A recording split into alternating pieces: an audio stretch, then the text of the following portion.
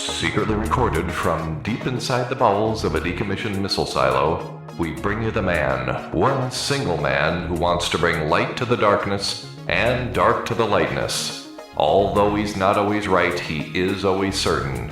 So now, with security protocols in place, the protesters have been forced back behind the barricades and the blast doors are now sealed. Without further delay, let me introduce you to the host of Hudcast, Mr. Tim Hutner.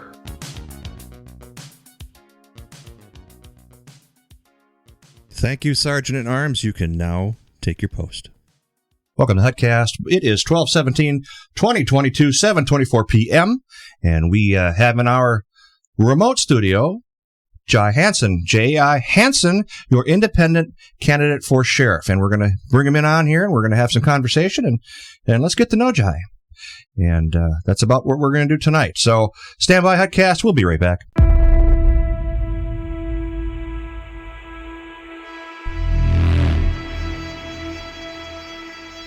Buying a gun is no ordinary purchase.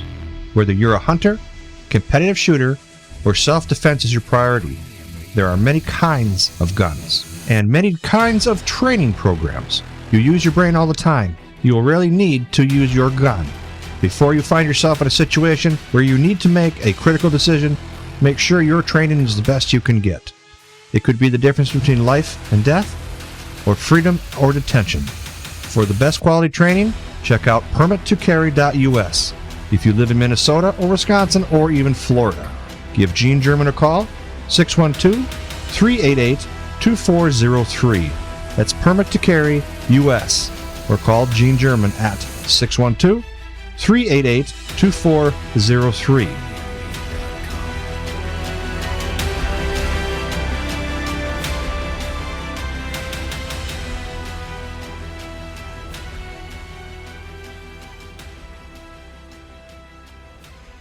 As I mentioned in pre-roll, Jai Hanson is the independent candidate for sheriff of Hennepin County, and we have him on the line tonight. He is quite a guy. I've done a lot of reading on him, did a lot of research, talked to a lot of Leo professionals, and I've yet to find anything negative about Jai. Jai, welcome to the show. Tim, thank you for having me on. Now, I know with your busy schedule, you've got a lot of stuff going on, so we're just going to get to blood and guts of things and make sure that we can inform our listeners. We're multi-country, so we're going to have a lot of people outside the U.S. listening to it, but at least we can get some guys in Hennepin County and surrounding cities. Yeah, let's do it. Okay, Jai, can you tell us about yourself? Yeah, so I've been a police officer now for 15 years. I've been in the profession probably 17 years or so. But a licensed police officer for 15 years. I started my career in the city of Lakeville, which is south of Hennepin County, and was there for about 7 years. And then I moved up to the city of Bloomington, which is in Hennepin County, and I've been there since. Grew up in South Minneapolis, not too far from 38th in Chicago, where that changed. That's the area that changed policing forever, and that's kind of what got me motivated into running for office. As far as we need a voice for public safety, and we need a voice for the community at the same time, and we can do that, and that's why I'm running. Good for you, and we appreciate the fact that you're running. If more people got involved, we'd have a whole lot less problems. I feel that way. Yeah, I think right now we're at a position in our time, not only with our state and our county, but on the national level, that we need to have people that can step up and really articulate what they want done and have a vision, and not just a 30,000 foot vision, but really pinpoint how they're going to get things done. So hopefully we can dive into that a little bit. And I encourage you, if you have other candidates on, really push them on how exactly we're going to get our initiatives done. That is one of the questions that a lot of my Leo friends, because I told them you were coming on the show, And they were absolutely, they were cranked up, and I said, well, why don't you write me some questions and I'll throw them at them. But they didn't engage because I'm sure it's political, but they wanted to. They can't wait for the show. Yeah, good. And well, let's get into it. Okay, so where do you want to start this? Well, it's one of those things that we have so many topics on public safety that we can touch on, and we can go hours on hours on how we get things done. But let's just start off right away with what one of our biggest challenges in public safety is going to be facing not only Hennepin County, but any law enforcement agency across this country. And that's going to be retention and recruiting. And I truly believe that is going to be a struggle for us. And we need to figure that out. And if we can't figure that out, we are going to be stuck in the same cycle that we are in right now. And we're going to have bad officers in this profession. And that is a priority to me, is how we figure that out and go on from there. I see. And how do you propose we get these guys? Because, on the heels of Kim Potter, and Kim's a friend of a friend, and we tried to get her on the show before she got arraigned, but we couldn't get her. Her attorney said, it's probably not a good idea. I get it. Everything is safety first. I get that. But how do you propose that? Because if I was a young kid coming out of school, I wouldn't want to be in that situation. Right. So, several things. Number one, we need to have the politicians that support law enforcement. As long as we have police, there will be bad apples in this profession. That's just a fact, and we need to acknowledge that, just like we would in any other profession. There will be bad apples when it comes to any profession, and law enforcement is no different than that. However, we need to have people in leadership positions that support the police and understand that overall the people in law enforcement are good people in it for the right reasons, and those people need to have the support of elected officials and leadership within public safety to understand that and support their families. So that's number one. Number two, we need to get creative on how we convince people to get into this profession. When I got hired at the city of Bloomington, for instance, I think there was 300 candidates. And now you look at some of these positions and you might have 3 open spots for an agency, and you're getting 12 candidates. So, oh boy, you might not be getting the best candidates out there. So one way I propose that we need to do that. I have it's not my idea, but it's an idea that I'm happy to steal because it works, and I think the county needs it. Is implementing initiatives like Cop House. And Cop Houses is community-oriented policing or community outposts. And other agencies have taken this idea, and it's a federal Department of Justice idea. And what it is making these community centers that are in walking distance. What I would do is have these within walking distances of schools, whether that's middle schools or high schools. Let's have the county buy some of these problem addresses, problem houses, whether they're drug houses, slumlords, or you name it. Let's buy these houses in low income areas. And Tim, you can get some of these houses for $100,000. Yes. And if we buy them and we partner with the private sector, and when we partner with them, we renovate these houses so they're community meeting spots. And the difference of having them in neighborhoods instead of rec centers. Big rec centers are recruiting grounds for gangs. Now, if we do this on a small neighborhood level, and we staff them at prime hours, like for instance after school, with a deputy, we could also have other county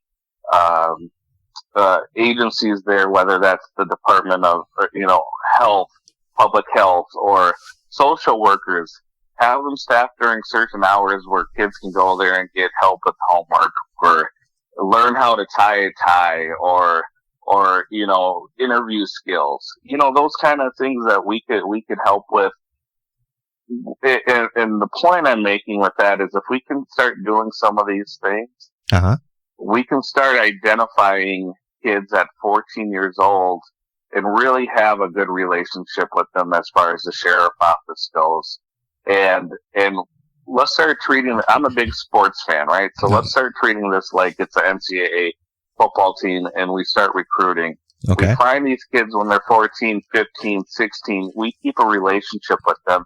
And when they graduate from high school, we do a recruit class, and a cadet class, basically. And what that is we pay for 2 years of college for law enforcement, with the commitment that you give 2 years to the sheriff's office once you graduate.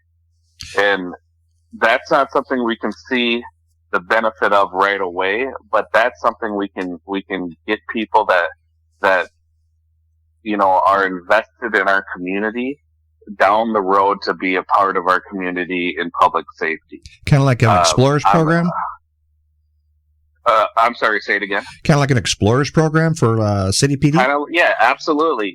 Explorers programs have worked great. I mean, there's a lot of explorers throughout the state that have ended up becoming police officers. Yes. So we need to do things like that, and this is what it would be.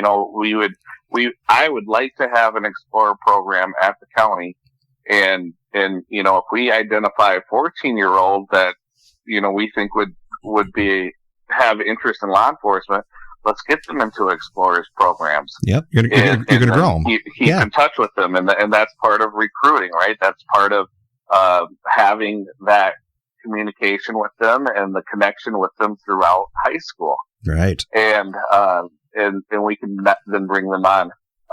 Short term, we really need incentives. We need, I saw the governor, has a plan out there right now that he would put certain amount of money towards, getting people in this profession. Well, we can't just do a one lump sum of that. We need to yearly have money in there.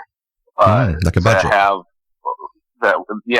So we can get law enforcement people in this profession. And then also, we need to bump up the pay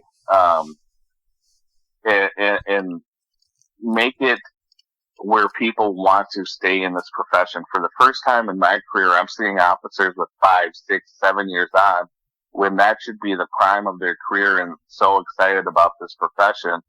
And they're leaving, and it's not just their decisions; it's decisions that their families are making, their spouses are making, saying, I don't know what you're going to do, or I don't care what you're going to do, but I don't want you to be a cop anymore. Right. And so to see people, have an exit without an exit plan shows you that this profession is really hurting. And that's where it's going to take the leadership and having public officials start saying, hold on, we're going to start supporting our good cops, and we're going to be vocal about it so we can keep them in this profession. Now I agree 100% with you on that. But what I'm having some conflict with here is we lived through the riots, and the mayor in Minneapolis and the governor and all those guys were beating up on you guys, and I thought, this is as wrong as it gets. How do you say, well, what, ignore that, but come on down? How do you say that to people?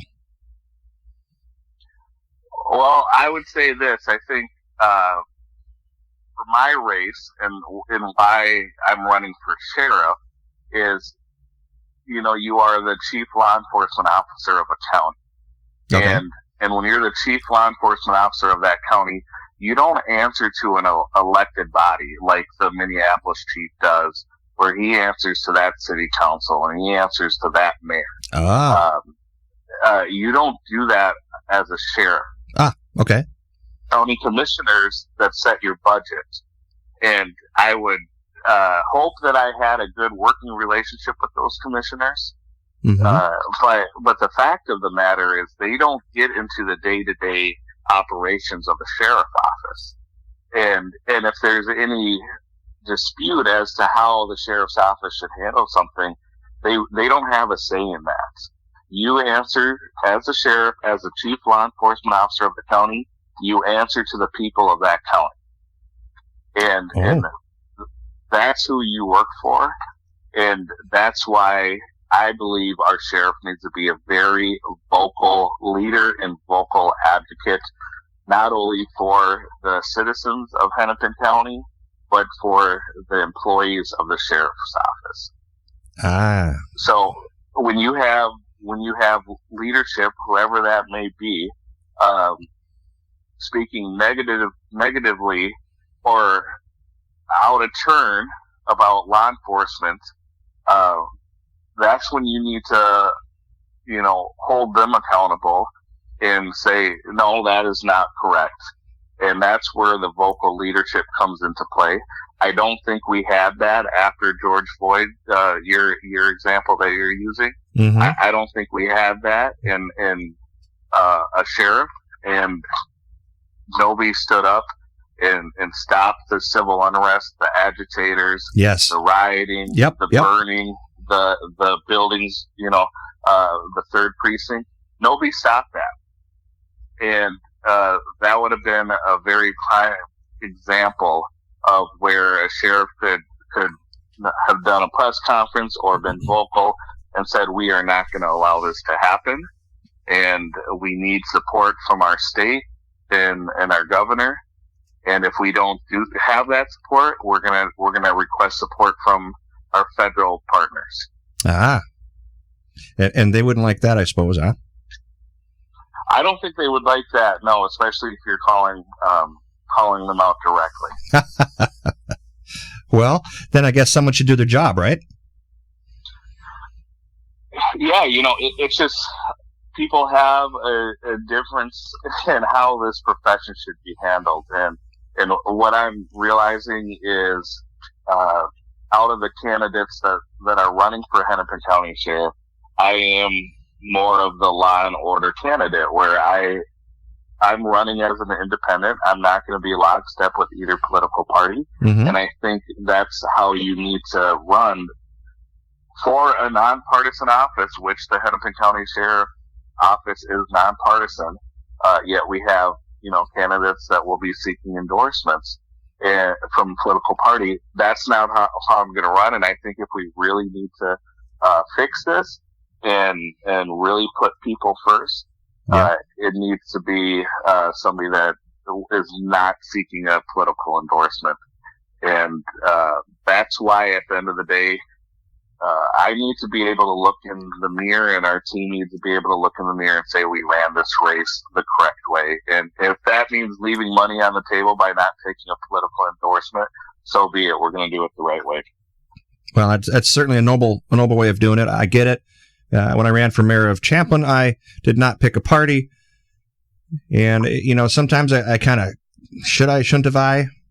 But, in the long run, it's about common sense, and you shouldn't be a Reb or a Dem.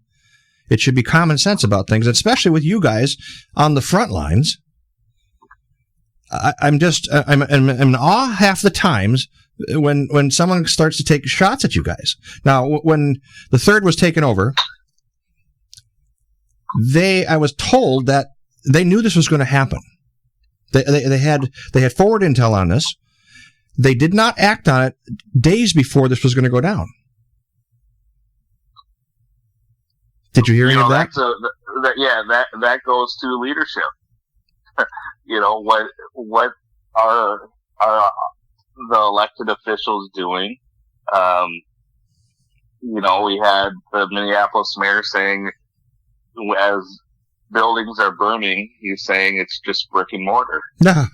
That's not acceptable. Not at all. People's, sweat and tears and their livelihoods, and, staying late up at night thinking about their dreams and how they want to, make a living for themselves.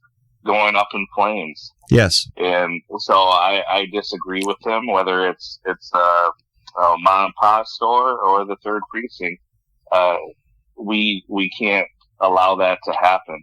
And for me, when I talk law and order and what I think is common sense, but some people don't. Yeah.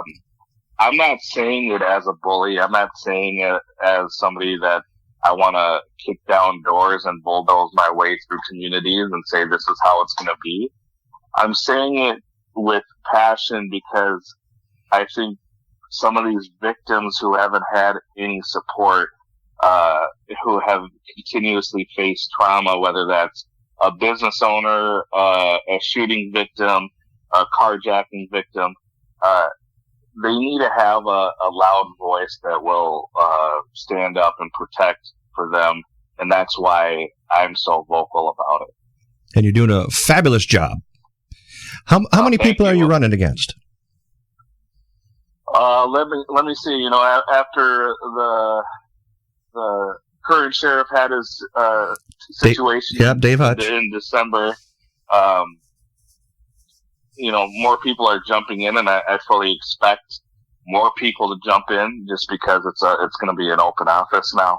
But I think right now we have 2 or 3 people that have jumped in and have announced that they're running. I heard someone just jumped in on Monday. He's supposed to be kind of a big shot. Who's that?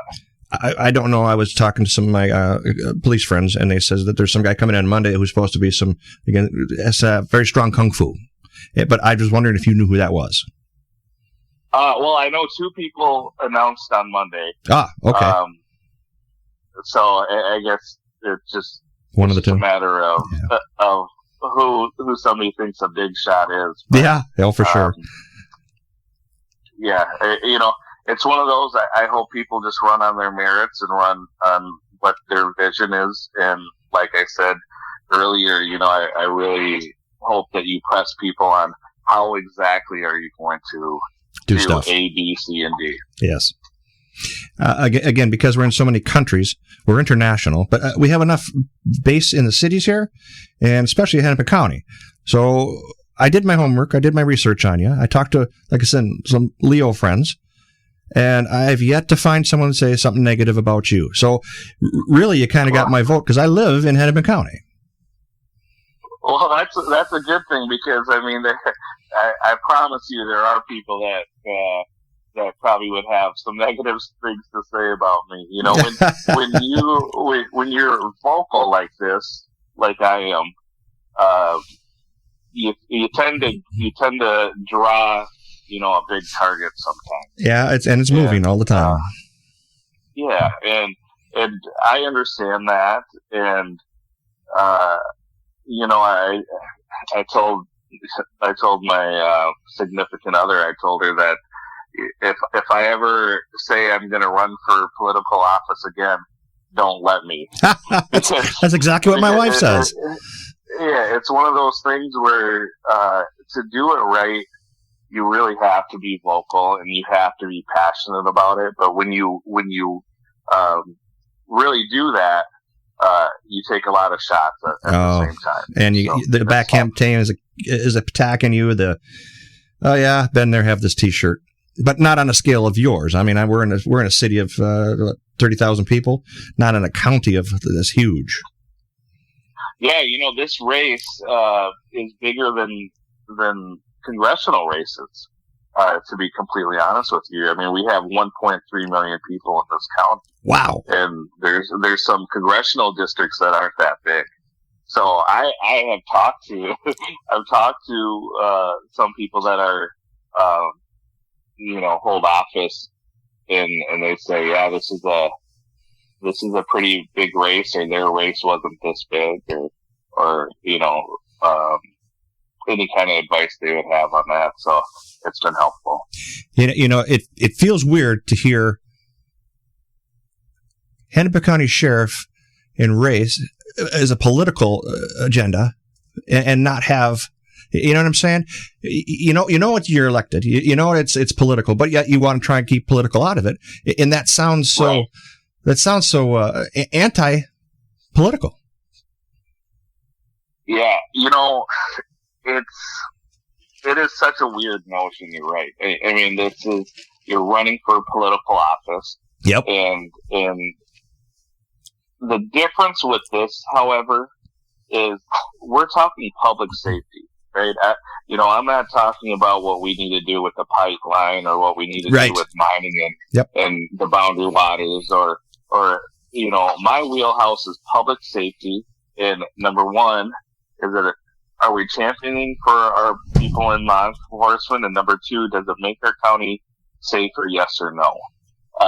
And that's what I focus on. Sure. So, we have our initiatives, and if people go to my website, JAI for Sherriff, that's JAI, 4 Sherriff, you can see, I have initiatives that are already on there that we would implement, and we will grow that list as the months continue here throughout this race. Okay. So that was JAI for Hennepin County Sheriff or just Sheriff? Sheriff. Just Sheriff. Okay. So JAI, 4, and then Sheriff. Okay, so you can Google that and find it. Yes. Do the people have access to you? Can they ask you questions from your site? They can ask me questions from my site. They can also, I'm very active on social media. Yep, I saw that one. And the handles for that is JAI for Sheriff as well. So send me a message, and I will get back to you, or somebody from our campaign will get back to you. But it's one of those that I try to be as accessible as possible as we go on here. It's kind of a good problem that we have a lot of requests and a lot of people reaching out, but I do try my hardest to get a hold of everybody that reaches out. And if I don't, somebody from the team will. Do you normally self-monitor? We can try to do that. What's that? Do you normally self-monitor your social medias? I monitor it. We also have a group of people that handle it as well. Well, that's awesome. I mean, it's nice to have some people helping out, because during my campaigns, I had about a handful that I could trust, and the rest of them were like, okay. We are 25 minutes, 15 seconds into this.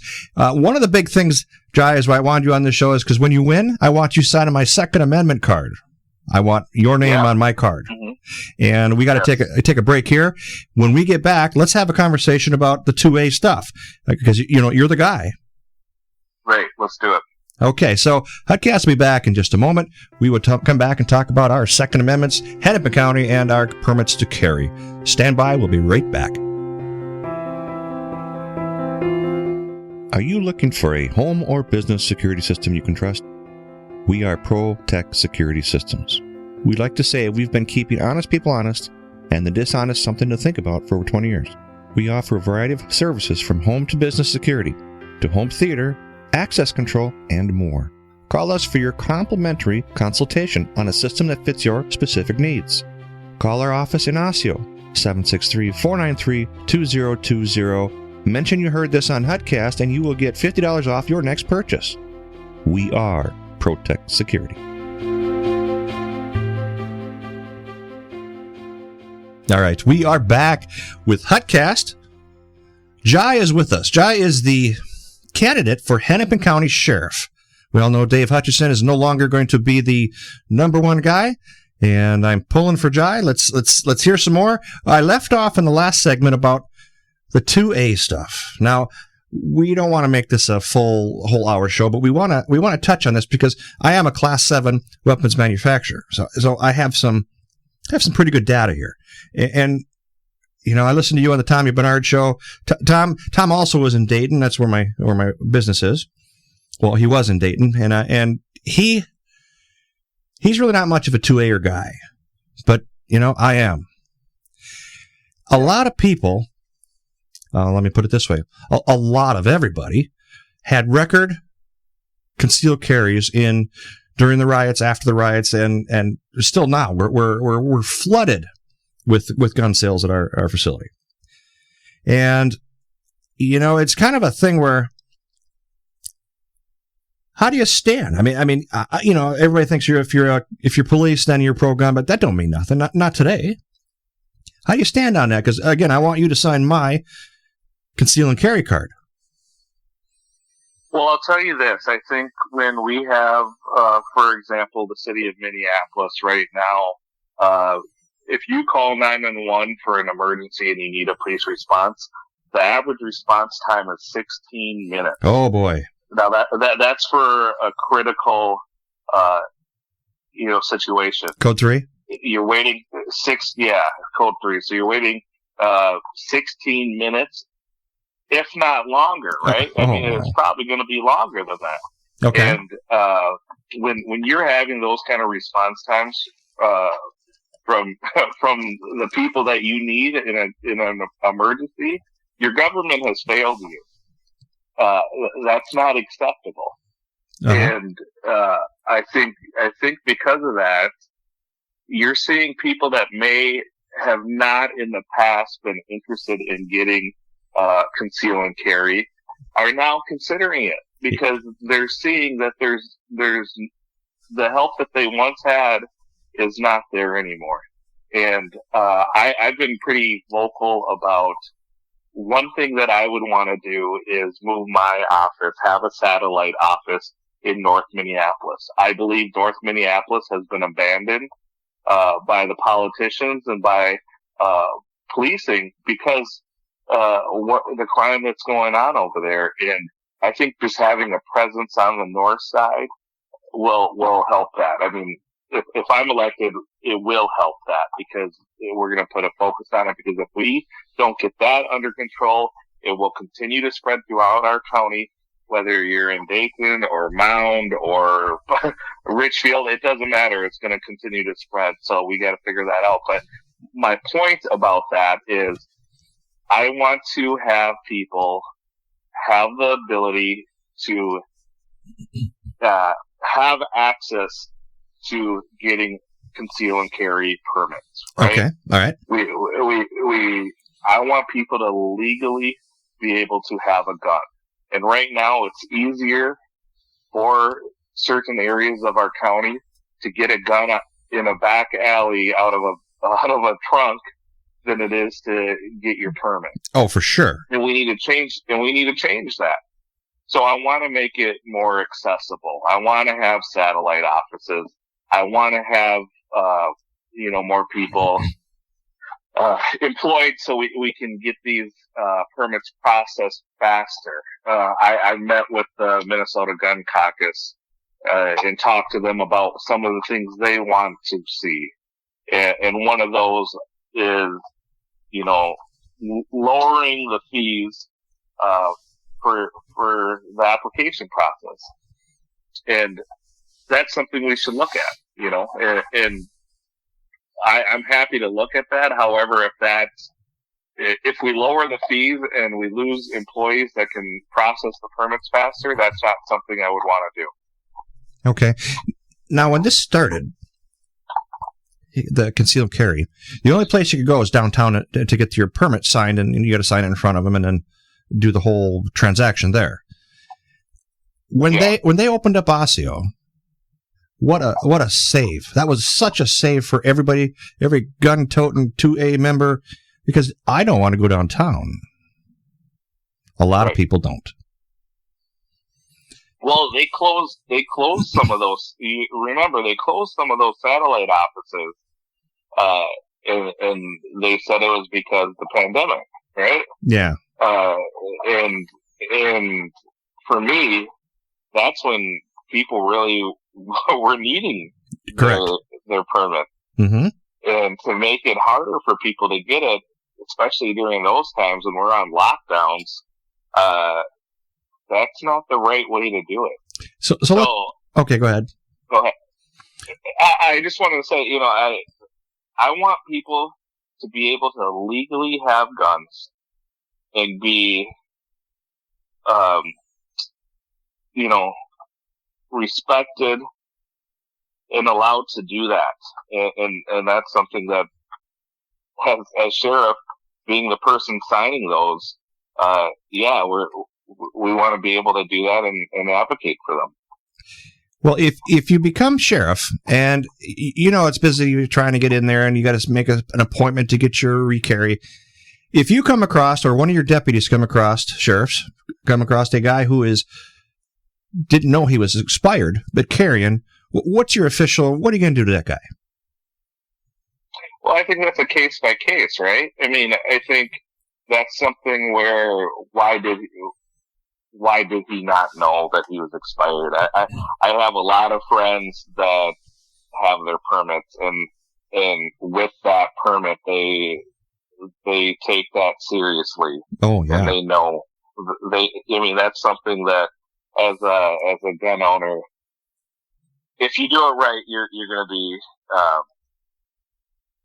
when you're expired. So I think it's going to be one of those. You really have to take it case by case. Yeah, I know that's a tough question, and I want to throw it at you. Well, I get it though, but and I think that's one too where we're going to have to decide. Are we going to take a hard stance and try to hammer everybody? Whether that's you can take that for anything in law enforcement right now, right? Whether it's a license or you have expired tabs. What's our motivation and what's our reasoning for doing that? Are we gonna give tickets out to everybody or revoke license because they're expired? You just have to figure out what the right way of doing that is going to be. Yeah, and again, I know that was kind of a off the wall question, but there are a lot of people when they come into the store and they want to buy a new unit. You look at them and say, "Well, you're expired," and they get that look in the face like, and truly they weren't ready to realize they were expired. Although you're right, this is part of responsibility that you got to make sure that you're all good. But I get a lot of guys who just they forget. So it was a question in my mind, like, okay, so you're on the side of the road and the sheriff's got you cornered and you're about to get pinched because of this. I just wanted to get your opinion on that. Well, again, it is, you need to be a responsible gun owner. However, if it is a case like that where somebody just really did not know and forgot about it, hey, people forget to get their driver's license renewed on a regular basis, right? Yeah. So I don't think that's something where we're going to be looking at it as a revenue maker for us. Sure. I think that's something where, again, case by case, but we got to show grace in certain situations. Now, I listened to the show on your Facebook site, and I believe the title was Black Republicans, what was that one? What is that show? Oh, the Black Republican, Black Democrat show. Okay. And I heard a lot of anger in their podcaster over there. And I don't know, it seemed like a whole lot of mad, and they were trying to beat up the guy on the left. And I'm just like, my point is, did you know he was that kind of a guy when you jumped on the show? Oh, those guys are great guys. I don't think, I think that the way they come off, I think that's sometimes for ratings for how they do their things. But that's no different than any other interview. I think people, you have people on your show and there's always some kind of agenda with it. And I think for them, that helps them get the conversation started and having that serious conversation or kind of, highlighting what they may view, is the overall opinion of certain law enforcement or certain, things like, for instance, no-knock warrants. Yeah. So I think they just carry, the view of, both sides. Well, we had I listened to him about that no-knock warrant in that interview, and I get it. We had an incident in Dayton, Minnesota, that There was a snowblower missing. There was Maple Grove was executing the warrant. It was Hennepin County. Dayton was on the sides of this. They weren't involved. And there was no knock. They shot through each other. I mean, holy cow. Really? This is Dayton. You know what happens there? Cow pies. That's we have sheep and cow pies in the road, and we have, it's just, and the guy's pretty burnt up about it. I get it. He's going after, the county. He's going after, I don't know if you've heard about that, but I'm sure Dave's on page with that. Oh, yeah. Yeah. I'm very familiar with it, yeah. His name is Hassan. What is his name? Adrian Hassan. And of course, I run a social page in the city, and he is trying to get in there and tell his piece. I get it. I can't let him in Hennepin County. At that point, it was not Ellis, but it was Freeman. Freeman says you can't put him on the page because if he speaks, there's going to be a problem. And then I had a problem with that. So here I've got the Hennepin County attorney telling me that don't put him on the page. So go ahead. Oh, yeah. I mean, yeah, I guess I don't know. I don't know the backstory between that reason, but I know the situation that you're talking about. Yeah. And it was kind of a, again, we have cow pies and sheep in our streets. That's to have that in here. It's a bustling city. We've got a lot of growth out there. It's the last Wild West of the Hennepin County, literally. Yeah. And with people come crime. With people come incidents. After that little incident, my gun sales went through the roof. I couldn't keep one in store. Yeah. So, well, that you have that incident, and then after that happened, I mean, his wife was brought into custody as well at the Hennepin County Sheriff's jail, and pregnant, and she was shackled, and there was a lot of violations that happened at the jail, and then there was supposed to be a internal investigation, which was never done. And so, and then it finally was done 6 months after the fact. So there's a lot of issues with that case that case has highlighted. Yeah, it's too bad for the situation, but you know what? As far as I'm, concerned, it was brought on itself. The stolen property was at, just like you said earlier. I don't care if you're a single mom and pop shop or if you're a chain store. There was a crime committed, and it happened to end up on his property with his situation. So, I don't have a problem, investigating a snowblower theft, right? Nobody has a problem with that. I think the way it was done, kind of makes people shake their heads as to why it is, people in law enforcement too. I can tell you, in Bloomington, we wouldn't have handled it that way.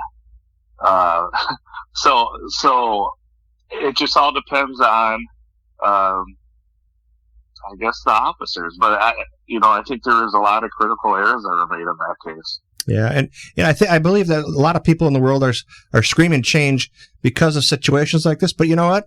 How do you guys handle this on a second by second, split second? Make a decision. The Kim Potter thing had to make a decision right now. I personally think Kim kind of made a mistake as she's walking up to the car and says, "Hey, he's got a warrant for his gun," and her boot did not have him hooked up yet. And at that point, what else are you going to do? I mean, he jumped. Yeah, there were a lot of errors there, and I'm not saying that to jump on the officers. I'm just saying that from a training experience and understanding that, and we're taught right away that if you're gonna put handcuffs on somebody, you don't have a discussion about it. You put the handcuffs on, and then you explain as to why they're on, or they can always come off at a later time. But you don't have that debate because that's normally when somebody will try to pull away from you or buy time to fight with you or get away. So once you make that decision that cuffs are going to go on, you need to execute that without debating why it's happening. Yeah, no conversation. And obviously that didn't happen in that case. But, and she's tore up over it. And I get it. She didn't want that to happen. No one wanted that to happen. I certainly see it as a terrible mistake. She sees it a mistake. She said that. And I feel sorry for her, for both the families. because they're upside down now. Yeah, when I learned about it that day, it was a Sunday in April, and I got a phone call about it, and it was, hey, just need you to know that this happened, and I just asked, is there going to be issues with this? And I was told yes, and I got off the phone, and the people I was with, I just said, 2 lives have been changed forever. 2 families have been changed forever. So yeah, it was what a tragic mistake. Yeah.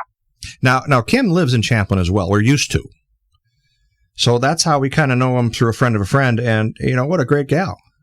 I did not know Dante, and I'm not taking you down the left hand, right hand rabbit hole here because it's under the water. I mean, there's nothing you can do to change it. A verdict's been made. But anything can happen because you guys are still human. Yeah. Look at I've been getting a lot of questions lately about no-knock warrants and the Amir Locke situation. And this is kind of a way I answer this, and it's fitting for the Kim Potter case as well. I don't have an issue with the tactics of the officers. Okay. On scene, right? When and I'm talking about the Amir Locke Minneapolis search warrant now, but they're on scene. Unfortunately, Mr. Locke had a gun, and you have to make a split-second decision. Right. I don't fault them for that.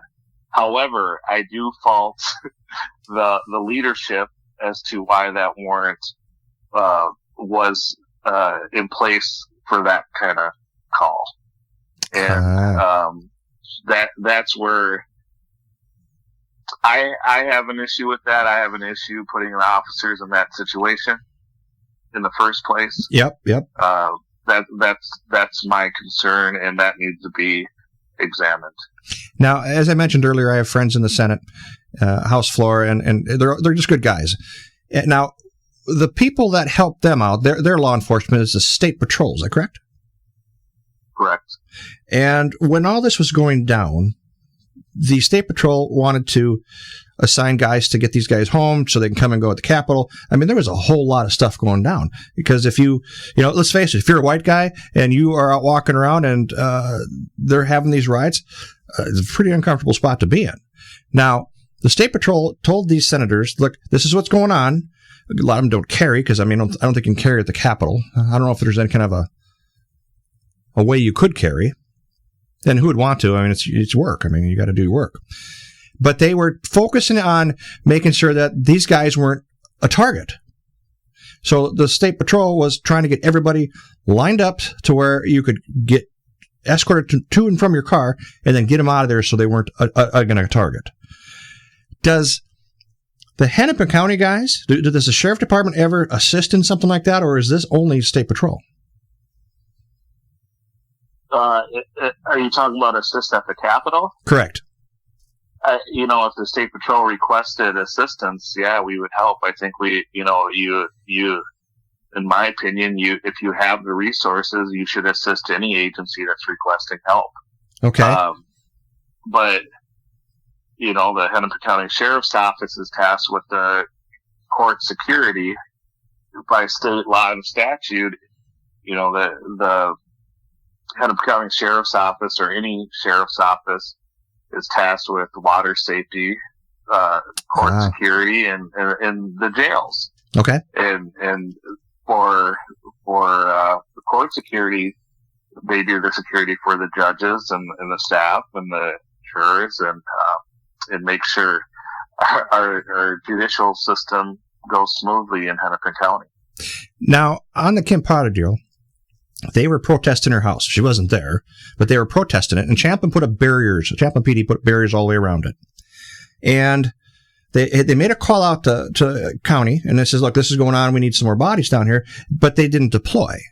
So Coon Rapids deployed, Maple Grove deployed, everybody, all the cities, the local municipalities deployed, but Hennepin didn't. Why? That's a question for Sheriff Dave Hutchinson. and that's a question, again, we've touched on this, several times, but this is a reason why I'm running, is leadership. And is that something that, you're going to have your, deputies deploy on or not? And without knowing the inside, having been in that room, if chaplain's requesting assistance, like I said about the Capitol, you provide assistance.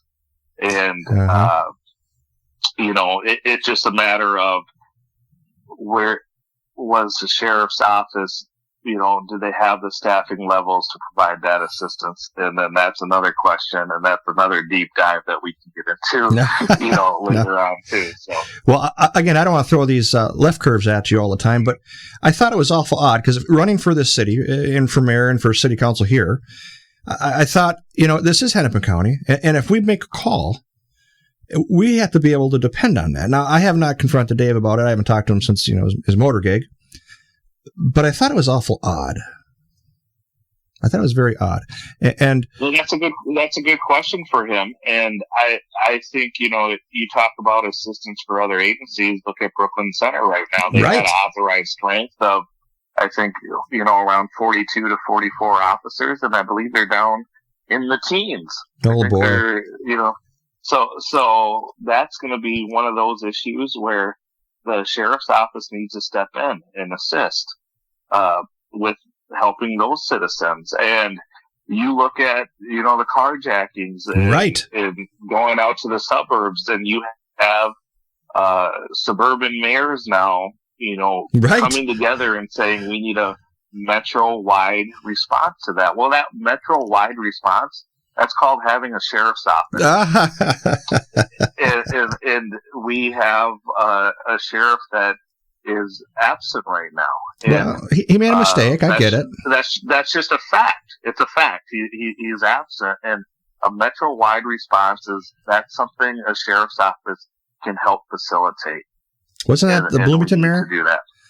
Wasn't that the Bloomington mayor that made that, or was it Egan? I think it was the Egan guy. No, Egan's Dakota County, but Bloomington would be, Bloomington's mayor was involved in it, as well as Minnetonka, St. Louis Park, I believe, Plymouth. So there's a handful of West Metro, mayors that signed on this. I believe 7. Edina was a part of it as well. So, they all came together and they needed an approach to this. Well, they were very vocal about it. I reached out to, I think it was the Edina guy, or whichever one you said was still in Hennepin County. I'm not, I'm very vocal too. I reach out and I say, hey, this is a good idea. We have 2 cities that I kind of, behave in and watch in. How do we get started? How do we make this work? And he was just like, we got to get approval from the brass. It all comes down from that. And you're right. If Dave was absent during all this, how do you fix it? It becomes very difficult.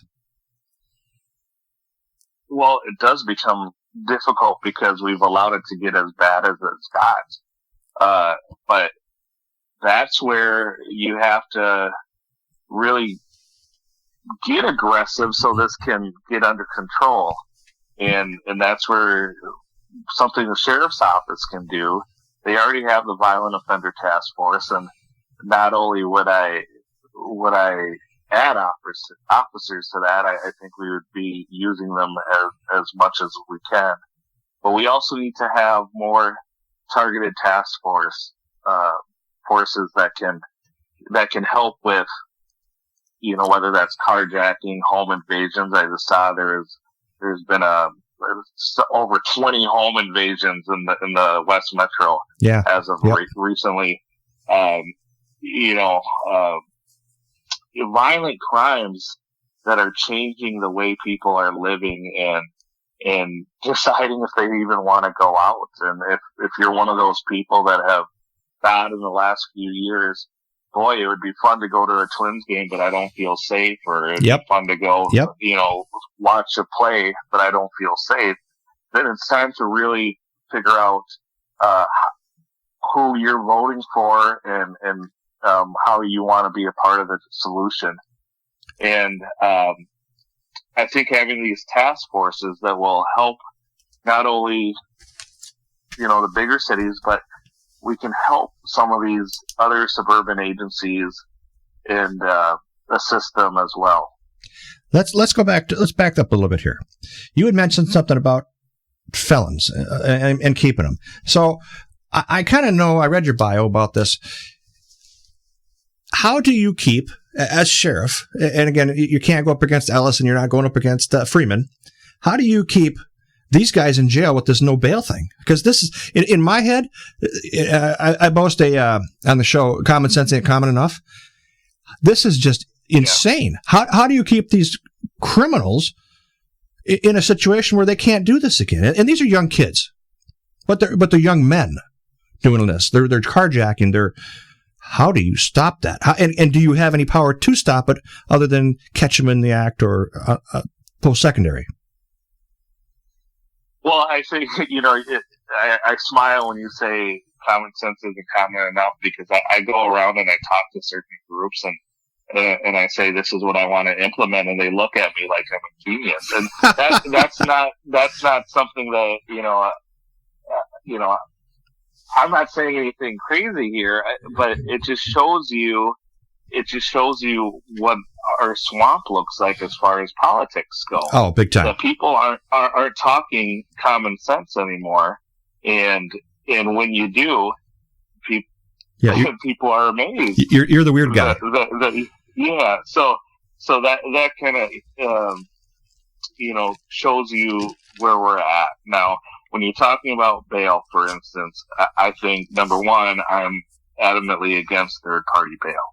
Oh. And that's the thing, like the Freedom Fund, right? Where they're bailing people out. Yep. Agreed. But the sheriff's office can do so much with that, but I think another layer to that is, being the biggest county in our state, we need to advocate at the Capitol and have a voice there. And that's something the sheriff should do. For instance, Sheriff Hutchinson had a position on the Minnesota Post board, Mm-hmm. and that's a appointed position by the governor, and he gave that position up. So we don't have, in Hennepin County, we don't have a representative. So the biggest county in our state does not have a representative on that board. Wow. And that's something that's a concern. We need to be able to advocate for the people of our county, and we need to have a loud voice at the Capitol, as far as we need to get into some of these public safety hearings and start saying why we need these laws and why we need to enforce them, and we need to look at enhanced penalties. Yep. For certain crimes, whether that's carjacking or whether we're going after vulnerable adults. Yes. I have people reaching out to me all the time, senior citizens that are concerned about even grocery shopping and are they going to get mugged, carjacked, or mugged when they're putting their groceries in their car and well, they got a right to ask that. I mean, it's been on the news. Yeah. Well, we talked about, how accessible can I be in social media.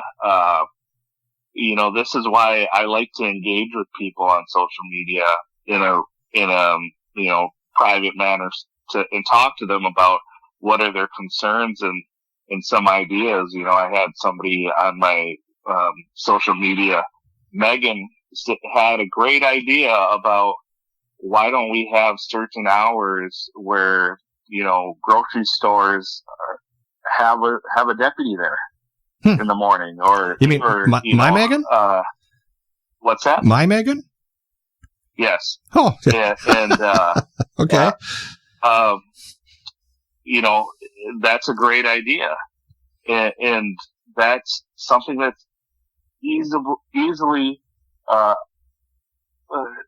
we could accomplish. I was talking to some people on our team, and I said, whether that means, on a Wednesday morning from, 9 to noon, we have deputies go out to grocery stores, and it doesn't need to pull them from patrol. I mean, we could have command staff going out there and doing it and using it as a time to also engage with citizens. Certainly. Community relations. Relations. That's what community policing is all about. And that was a great idea. And that would be something we would implement. Well, Megan's got some pretty good stuff. She got us connected, and she's been doing a great job for the show. I'm kind of like a co-producer.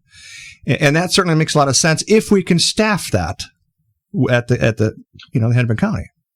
That's a lot of grocery stores. About staffing, that's where, if you think about it, that's not a hard staffing thing to do, because you have a command staff. I'm not saying we're taking deputies out of the jail to do this, or we're taking deputies off patrol to do it. This is something where it's command staff. You look at them and you say, "Hey, we're gonna go out in the community for 3 hours on a Wednesday," and that's not pulling people from our jail or pulling people from patrol or other areas if we don't have the ability to do that. So right. It just all depends. Now, I'm going to shift gears a little bit, and I know we're 32 minutes, 36 seconds into this second segment, and I didn't want to make an hour, but there's a whole lot going on. We got broke into in our shop a while back, and Hennepin County came out with their, what do you call it? Crime unit? CSU? Yeah, crime lab, yeah. Crime lab, okay. And they dusted, and because we're a class 7, they had to take a little more precautions.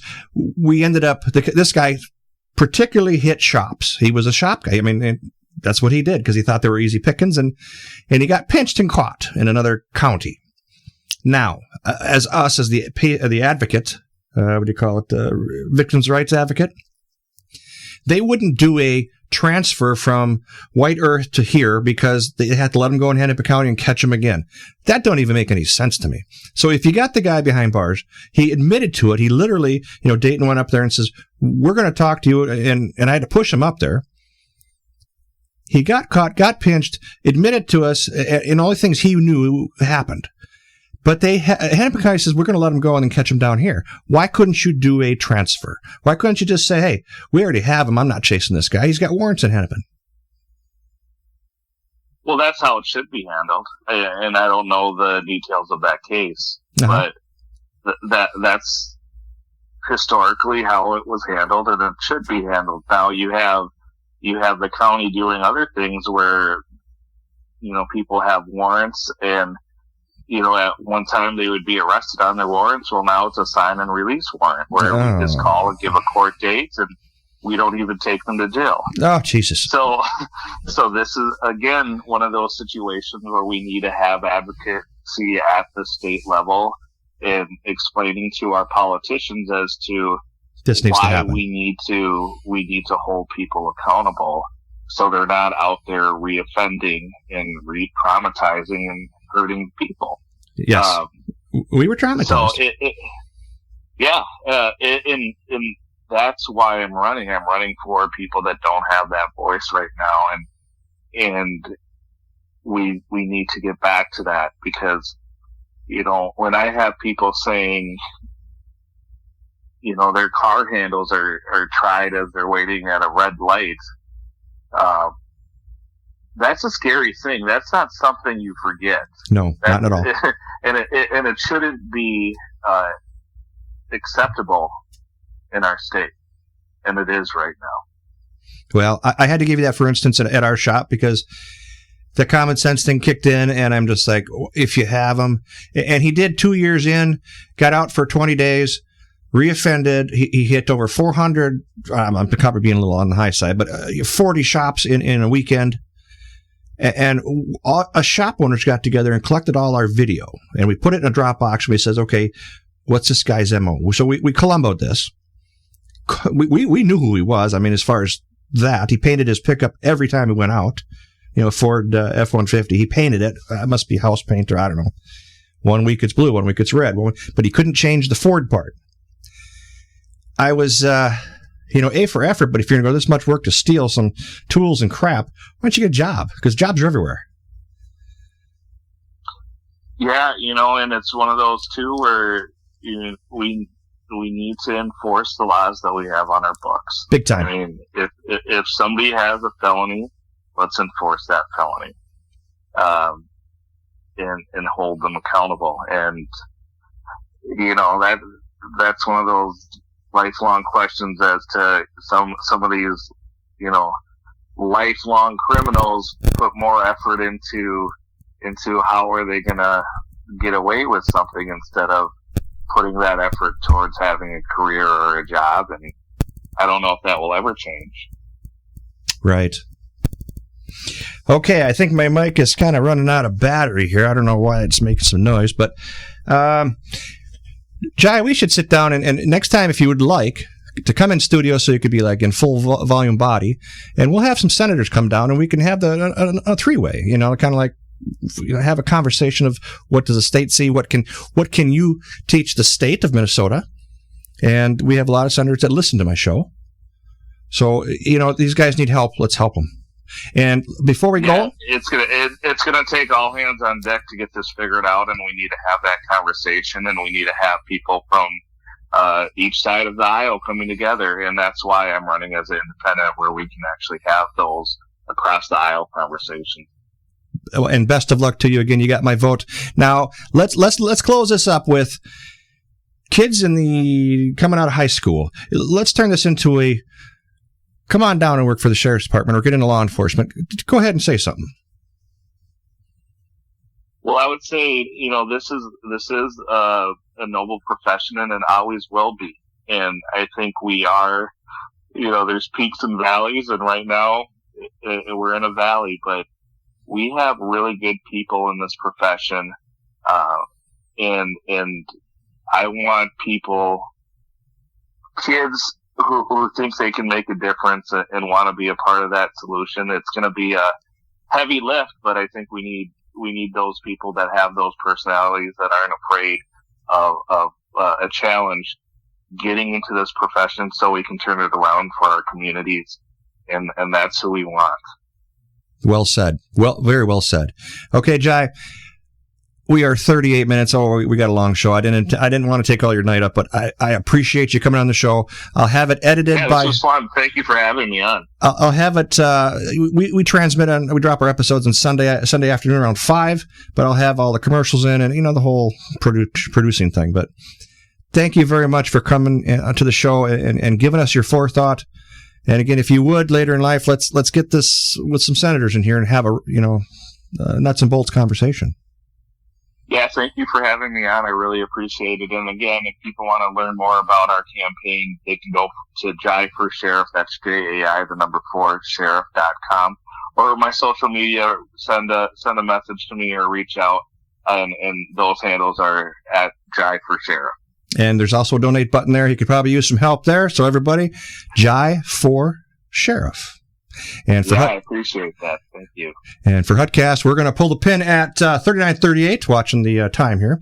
Again, thanks everybody for listening. And to answer last week's question show, yes, the Australia guys, I get it, but we can't force our government to do it. We have to vote our government to do it. So you guys know who I'm talking about.